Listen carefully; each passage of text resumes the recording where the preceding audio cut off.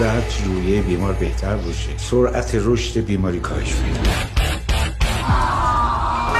من بیمار داشتم قرار بوده 1 هفته زنده بمونه ولی الان 1 سال و نیم زنده است با حفظ روحیه نشاط و شادی.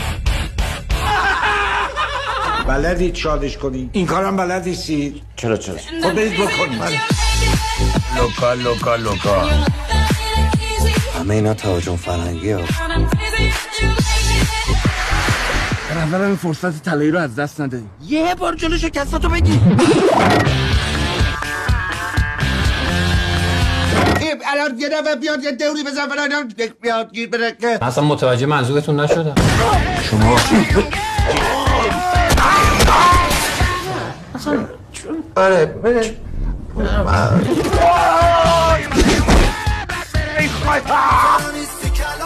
بخون آقا بخون بیشتر از این اصلا منو خورد نکن. بخون آقا کجاش مریضه به خدا فکر میکنم همه اینا نقشات بیاد. آفرین ببر خفته من میخوام خوب زندگی کنم. آیا 73 همه ما میخوایم خوب زندگی کنیم نمیشه. خیلی مرد مهربونی بود. خدا رحمتش کنه. 70 همکنون در سینماهای سراسر کشور.